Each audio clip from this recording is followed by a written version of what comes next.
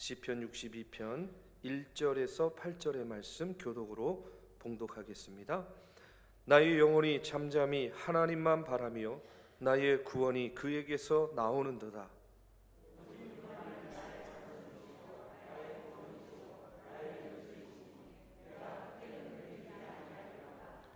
넘어지는 담과 흔들리는 울타리 같이 사람을 죽이려고 너희가 일제히 공격하기를 언제까지 하려느냐?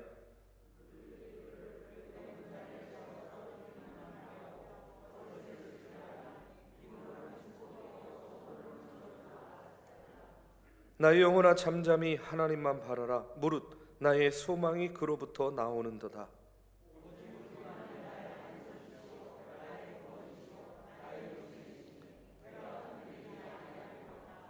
나의 구원과 영광이 하나님께 있으며 내 힘의 반석과 피난처도 하나님께 있도다.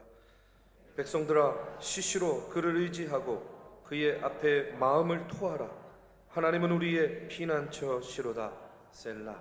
아멘. 오늘 이 시간에 하나님만 바라라 하는 그런 제목으로 시편 62편의 말씀을 나눕니다. 미국의 기독교 작가인 필립 얀시라고 여러분 들어보셨을 거예요. 이 필립 얀시가 쓴 책 가운데 이런 책이 있습니다. 하나님 당신께 실망했습니다. 책 제목이 하나님 당신께 실망했습니다. 그런데 이 책에 보면요, 리처드라는 사람의 이야기가 나옵니다.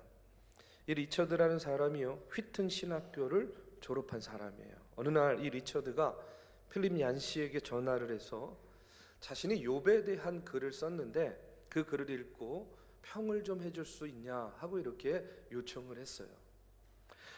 우리가 잘 알듯이 욥은 어떤 인물입니까? 아주 극심한 고난을 당하죠. 그러나 믿음 가운데 인내하고 그 결과 하나님의 은혜로 자신의 모든 것을 다시 회복한 그런 인물입니다. 그래서 얀시가 나중에 이 리처드의 글을 읽어보니까 글의 내용이 굉장히 괜찮아요. 그래서 이 서평을 써주겠다 하고 이제 책을 출판하기로 약속을 했습니다. 그런데 한 6개월쯤 지나가지고요, 이제 출판을 눈앞에 두게 되었는데 어느 날 이 리처드한테서 전화가 오는 거예요. 뭐라고 이야기하냐면 자신은 더 이상 하나님을 믿지 않는다는 거예요. 갑자기 6개월 만에 신학교까지 졸업하고 욥에 대한 글까지 쓴 사람인데 하나님 믿지 않는데요. 근데 거기에서 그치는 것이 아니라 자신은 하나님을 증오하기까지 한다. 이렇게 이야기를 하는 겁니다. 그러면서 책의 출판을 중지해 달라는 거예요. 얀시가 황당했죠. 그래서 이제 얀시가 이 리처드를 만나가지고 무슨 사정이 있는가 하고 이제 이야기를 나누게 되었습니다. 그의 얘기를 들어보니까 그는 이런 이야기를 하는 거예요.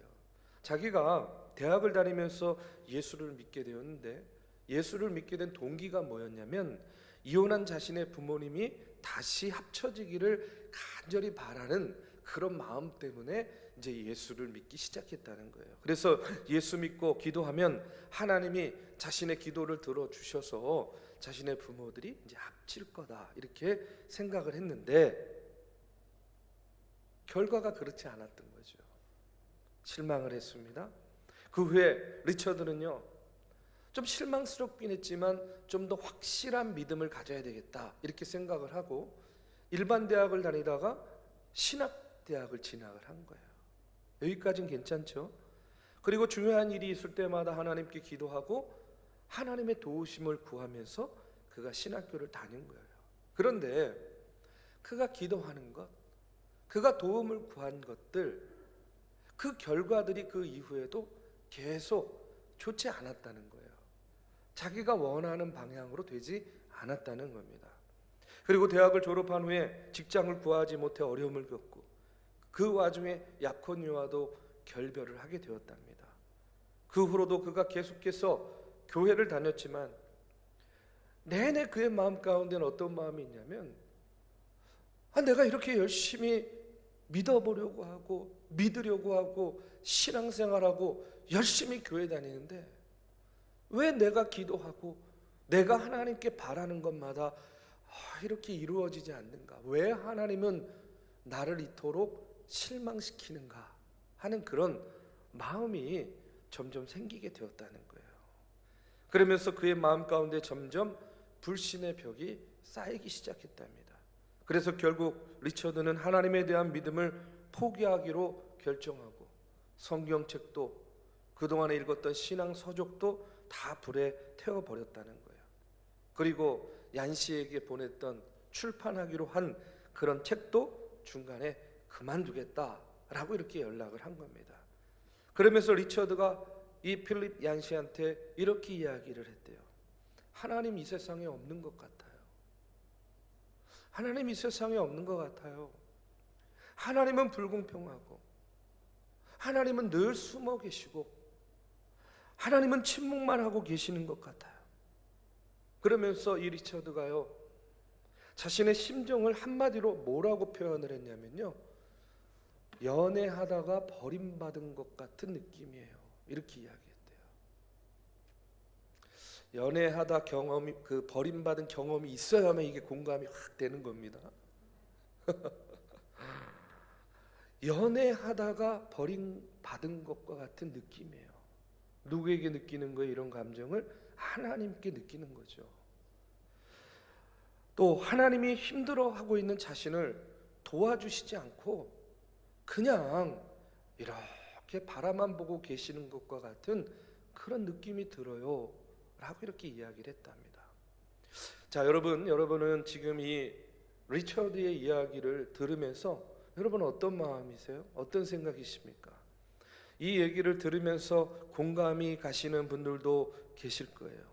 또 어떤 분들은 뭐 그렇다고 해서 이렇게까지 뭐 하나님을 안 믿겠다, 하나님을 증오한다, 뭐 이렇게까지 반응할 필요가 있어, 이런 마음이 드시는 분도 있을 겁니다. 그런데 뭐 저도 그렇고 여러분들도 그렇고 누구나 사실 리처드가 경험했던 이런 느낌과 감정들, 경험들은요, 웬만하면 다 있죠. 그렇죠? 내가 그토록 바라고 내가 그토록 기도하고 그렇게 하나님의 도우심을 구하고 매달렸는데 차라리 응답이 미뤄지면 괜찮겠어요. 그렇죠? 근데 응답이 왔는데 전혀 내가 기대했던 것과는 다른 식의 응답이 왔어요. 그러면 그 마음 가운데 여러분 낙심이 있지 않겠습니까? 실망이 왜 없겠어요? 리차드의 마음을 충분히 공감하게 됩니다. 나는 이렇게 힘든데 왜 하나님은 왜 침묵만 하고 계시는가? 왜 가만히 계시는가? 이런 생각이 들면 그때는요, 정말 하나님이 원망스럽기도 하고 신앙생활이 다 부질없는 것 같고 내가 제대로 믿는 건 맞는가 하는 그런 믿음에 대한 의심도 생기게 되죠. 그러면 하나님은 왜 우리에게 이렇게 실망스러운 경험을 하게 하시는 걸까요? 우리가 일단 이것을 알아야 되지 않겠습니까? 왜 하나님은 우리의 삶을 통해서 이런 실망스러운 감정을 느끼게 하시는 것일까? 정말 이 리처드가 생각하는 것처럼 하나님은 불공평하신 것인가? 숨어 계시고 침묵하시는 분이기 때문에 이런 일들이 늘 우리의 삶 가운데 생기는 것일까? 저는요, 그렇지 않다고 생각해요. 여러분, 왜 그런 일들이 벌어지고 왜 이런 실망을 느끼게 하시는지를 다 알 수는 없겠죠. 하나님만 아시는 일이겠죠. 그러나 여러분, 이 부분에 대해서요, 우리가 생각을 할 때 관계라는 관점으로 한번 생각을 한번 해보실 필요가 있어요. 관계. 자, 무슨 말이냐면 우리가 누군가하고 관계를 맺게 됩니다. 그러면 관계를 형성하는 데 있어서 가장 중요한 것은 뭐예요? 그 사람에 대한 믿음과 신뢰가 있어야 되지 않겠습니까? 우리는요, 믿음이 가는 사람과 관계를 맺으려고 하지 믿음이 가지 않는 사람과 관계를 맺으려고 하지 않잖아요. 그렇죠? 이렇게 몇 번 대해보고 말 섞어보고 그 삶의 모습과 태도를 보면 이 사람을 신뢰해도 좋은지 이 사람을 신뢰하면 안 되는지 우리가 좀 알잖아요. 그렇죠? 그러니까 관계라는 것이 시간이 필요한 것이고 믿음과 신뢰가 생겨야만 되는 거예요. 그리고 그 관계 속에서 믿음과 신뢰가 깊어지면 깊어질수록 그 관계도 어떻게 되는 거예요? 깊어지는 거 아니겠습니까? 그래서 이 관계라는 것은요, 하루아침에 이루어지는 것이 아니에요. 하루아침에. 왜냐하면 서로에 대해서 알아야 되기 때문에 그렇습니다. 그래서 서로에 대해서 하나씩 알아가면서 처음에는요, 의심도 하고 처음에는 경계도 하고, 그렇죠? 그러다가 그 관문을 통과하고 나면 비로소 뭐가 생깁니까? 믿음이 생기고 신뢰가 생기면서 그 관계가 어떻게 돼요? 견고해지는 것이죠. 저도요, 저와 여러분도 지금 이런 과정 속에 있는 것이다, 저는 그렇게 믿습니다. 여러분, 성도들이 목회자를 신뢰하지 못하면 참 그것처럼 불행한 일이 어디 있겠어요. 그렇죠? 또 목회자도 성도를 신뢰하지 못하면 참 그것처럼 불행한 일이 어디 있겠습니까?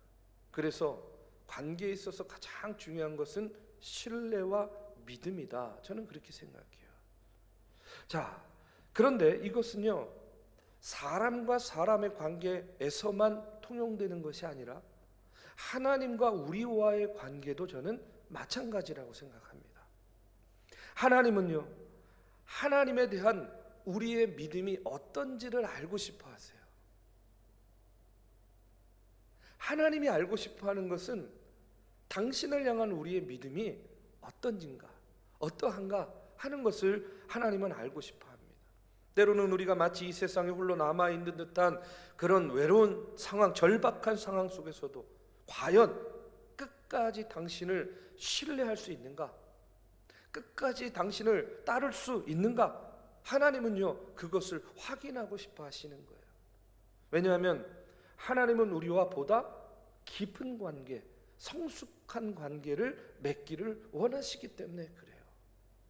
사람과 사람의 관계도 뭐가 필요하다고요? 처음에는요, 의심도 있고 경계도 있지만 그 관문을 통과하고 믿음과 신뢰가 조금씩 쌓이면서 깊이 있는 관계가 형성이 되듯이 하나님과의 관계 속에서 우리에게 주어지는 그런 어려움과 고난, 실망하는 그런 순간들, 이런 것들이요, 그 과정이라는 거예요. 그걸 통해서 하나님은 우리와의 관계를 어떻게 맺기를 원하신다? 깊이 맺기를 원하신다는 거예요. 성숙한 관계를 맺기를 원하시기 때문에 그렇다는 겁니다. 그렇기 때문에 우리가 고난 중에 있을 때, 여러분, 힘들다고 해서 이 리차드처럼 나 하나님 안 믿을 거야, 나 하나님 원망해, 하나님을 증오합니다, 왜 하나님은 날마다 나를 실망시키십니까? 이러면서 하나님을 떠날 일이 아니라는 거예요. 오히려 그런 일들, 그런 사건들을 통해서 우리의 믿음을 하나님께 보여주면 하나님과 우리와의 관계가 어떻게 되는 겁니까? 더 깊이가 있어지고 더 친밀해지고 더 굳건해진다 하는 사실을 여러분 믿으시기를 주님의 이름으로 축복합니다. 오늘 본문에 나오는 다윗이요, 바로 그런 사람이었어요. 고난과 고통 중에서 자신의 믿음을 하나님께 보여줌으로 말미암아 하나님과 더 깊이 있고 친밀한 관계를 맺을 수 있었던 사람이 바로 다윗이라고 믿습니다. 그가 어떻게 그의 믿음을 보여주고 그가 어떻게 그의 믿음을 지켰는가? 오늘 말씀해 보니까 그는요, 고난 속에서 오직 어떻게 했느냐? 하나님만 바라봤다는 거예요. 주만 바라볼지라. 아멘. 오늘 1절 2절의 말씀에서 이렇게 고백합니다. 나의 영혼이 잠잠히 하나님만 바라며 나의 구원이 그에게서 나오는도다. 오직 그만이 나의 반석이시요 나의 구원이시요 나의 요새이시니 내가 크게 흔들리지 아니하리로다. 여러분, 오늘 본문의 배경에 대해서는요, 아무런 설명이 없습니다. 그래서 어떤 시기, 어떤 상황에서 이런 고백이 나왔는지는 모르지만 많은 신학자들이요, 다윗의 아들이었던 압살롬의 반란 때 지어진 것이다, 이렇게 추측하기도 해요. 물론 정확한 얘기는 아닙니다. 그런데 3절 4절에 이어지는 말씀을 보면 당시 다윗이 겪고 있던 상황, 이런 상황이 어떤 상황인지를 좀 짐작하게 하는 말씀이 나와요. 3절에 보면 그들이 다윗을 죽이기 위해서 일제히 공격했다고 하고요. 4절에 보니까 그들이 다윗을 높은 자리에서 떨어뜨리기만 꾀하고 거짓을 즐겼다고 나옵니다. 이 당시 다윗은 목숨이 위태로운 상황이었구나 하는 것을 짐작할 수 있죠. 그런데 1절에 보면 그런 절체절명의 상황 가운데서도 다윗이 뭐라고 고백합니까? 나의 영혼이 잠잠히 하나님만 바라고 있다라고 이렇게 고백하고 있어요. 나의 영혼이 잠잠히 하나님만 바라보고 있다. 2절에도 보면 오직 주만이 나의 반석입니다. 나의 구원이십니다. 나의 요새시니 내가 크게 흔들리지 않습니다 라고 이렇게 다윗이 고백하고 있습니다. 여러분, 고난이에요. 고난. 절체절명의 위기예요. 그런 상황 속에서 어떻게 잠잠할 수 있을까요? 그런데 여러분, 잠잠히 하나님만 바란다는 것, 이게 결코 쉬운 일이 아니잖아요. 우리는요, 이런 상황이 있으면 어떨까요? 저는요, 막 두려워가지고 벌벌 떨 거예요. 절망할 것 같아요. 하나님, 여기까지 어떻게 왔는데, 나에게 왜 이런 어려움과 고난을 주십니까? 왜 이런 시련을 주십니까? 절망하고 아마 하나님이 원망하고 불평하기가 쉬웠을 거예요. 구약 성경에 나오는 이스라엘 백성들 우리가 잘 알지 않습니까? 그냥 힘들고 조금만 어려워도 언제나 불순종하고 불평하지 않았어요. 그런데 다윗은요, 그 가운데서도 어떻게? 잠잠히 하나님만 바라본다라고 이렇게 고백하고 있는 겁니다. 5절 6절에도 보면요, 1절 2절의 말씀을 다시 한번 반복하고 있어요. 그런데 다윗은 이제 자신을 향해 명령하는 겁니다. 나의 영혼아, 잠잠히 하나님만 바라라. 자기 자신에게 그렇게 명령하는 거예요. 나의 영혼아, 다윗아, 잠잠히 하나님만 바라봐. 물은 나의 소망이 그로부터 나오는도다. 오직 그만이 나의 반석이시오, 나의 구원이시오, 나의 요새이시니 내가 흔들리지 아니하리로다. 여러분, 자신의 목숨이 위급한 상황이니까 그 마음 가운데 두려움, 그 마음 가운데 절망, 불안함이 있었을 거예요.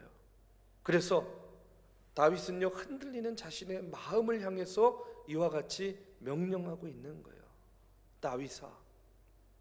다윗아, 잠잠히 하나님만 바라봐. 스스로에게 이렇게 명령하고 있습니다. 여러분, 하나님을 바라본다는 것, 하나님을 바란다는 것은 모든 초점, 모든 마음의 생각을요, 하나님께 고정시킨다 하는 것을 의미하는 거예요. 자, 여기 보세요. 자, 이렇게 하는 건 뭐예요? 저를 보라는 거 아니겠어요? 그렇죠? 왜 이렇게 놀라세요? 자, 눈 뜨고 저를 보세요. 여기 보세요. 이거는 뭐예요? 자, 저한테 집중하세요, 이거잖아요.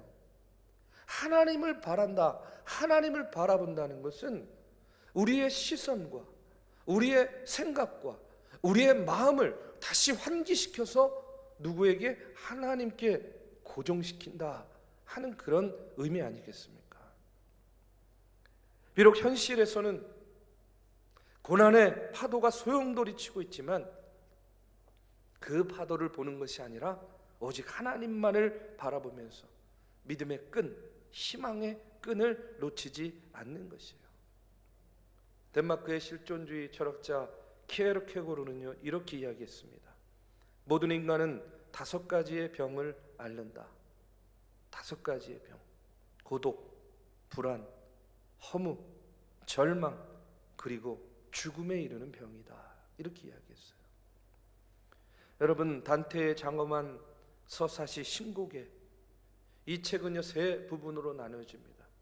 천국과 지옥, 그리고 연역편으로 나눠지는데 그 중에 지옥편에 보면 주인공이 아케론 강가에 있는 지옥문에 이르렀을 때 그 지옥문 앞에 뭐라고 써 있냐면요, 이렇게 써 있어요. 뭐라고 써 있냐면 이곳을 거쳐 가려거든 모든 희망을 버리라. 지옥문 앞에 이렇게 써 있대요. 여러분, 이처럼 지옥은요 희망이 없는 곳이라는 거예요. 이곳을 거쳐가려거든 모든 희망을 버려라. 심지어 성경은 지옥을 어떻게 이야기합니까? 죽고 싶어도 죽지 못하는 것, 죽을 수조차 없는 것, 죽음의 희망조차 가질 수 없는 것이다, 이렇게 이야기하고 있어요. 여러분, 세상을 살아가는 인간에게 가장 중요한 것이 무엇이겠습니까? 돈, 명예, 음식, 물론 다 필요하고 중요한 것이죠. 여러분, 음식이 없으면요 사람이 한 40일 이상 되면요 죽습니다. 물은요 일주일 동안 마시지 않으면 죽어요. 숨은요 8분 동안 쉬지 않으면요 누구나 다 죽을 수밖에 없어요. 그러나 희망이 없이는요 단 1초도 살아갈 수 없는 것이 저는 인간이라고 믿습니다. 여러분, 그렇기 때문에 우리의 삶 가운데에 하나님을 향한 희망, 하나님을 바라볼 때 하나님께로부터 오는 소망, 여러분 이것을 갖는 것은요 얼마나 중요한 일인지 몰라요. 실제로 2차 세계대전 중에 가장 잔혹했던 형무소인 아우슈비츠에서 살아남은 빅터 프랭클린은요 이렇게 이야기했습니다. 유태인은 가스나 아사, 교수형으로 죽은 게 아니라 절망과 공포로 죽어갔다라고 이렇게 이야기하고 있어요. 여러분, 희망은 인간을 살리는 유일한 근거가 됩니다. 또 생명의 원리가 되는 거예요. 우리도 살다 보면요 우리의 힘으로는 어쩔 수 없는 일들 벌어지지 않아요, 그렇죠? 어려운 상황 만날 때가 얼마나 많이 있습니까? 여러분, 폭우가 내려가지고요 지금 21세기 2022년에 우리나라에 이런 비 피해가 있을지 누가 알았겠습니까? 그런데 그런 일들이 많이 벌어져요. 앞으로도요, 지금 이런 시대에도 이런 일이 벌어지지 않은 그런 어처구니 없는 일들이 얼마나 많이 있겠어요. 나라도 그렇고 세계도 그렇고 개인의 삶은 또 오죽하겠습니까? 경제적인 문제, 건강의 문제, 학업의 문제, 진로의 문제, 얼마나 많은 문제들을 우리가 만나며 살고 있습니까? 그 문제들에 직면했을 때마다 우리가 두려워 떨고 걱정과 염려와 걱정, 근심과 불안 가운데 헤매일 때가 얼마나 많이 있겠냐는 거예요. 그런데 저는요 오늘 그런 우리의 인생길 가운데서도 이 다윗과 같은 믿음으로, 다윗과 같은 고백으로 우리의 삶 가운데의 희망의 끈을 붙잡으시기를 주님의 이름으로 축복합니다. 그것은 무엇입니까? 나의 영혼아 잠잠히 하나님만 바라라. 비록 눈앞에 펼쳐지는 현실은 두렵고 떨리고 불안하고 암담한 그런 현실일지 모르지만 그럴 때일수록 더욱더 너의 마음을 부여잡고 너의 마음과 생각을 다시 하나님께 집중하라. 그러면서 하나님께서 주시는 그 희망과 소망을 통해서 먼저는 내 마음의 위로함을 받고 먼저는 내 마음 가운데 새 힘을 얻고 그것을 통해서 그 주저앉았던 자리를 박차고 일어나서 여러분 그 고난의 인생길을 담대히 걸어 나갈 때에 저는요 우리에게 닥친 삶의 어려움과 고난이 오히려 우리를 더욱더 강하게 만드는 고난이 축복이 되는 길이 될 줄로 믿습니다. 어려운 때일수록 힘든 일일수록 다윗과 같이 눈을 들어서 여러분 잠잠히 하나님만 바라보시고 하나님께서 주시는 그 위로함과 새 힘을 얻어서 이 어려움의 때를 여러분 한 걸음 한 걸음 승리함으로 소망 가운데 걸어가는 저와 여러분이 되시기를 주님의 이름으로 축복합니다.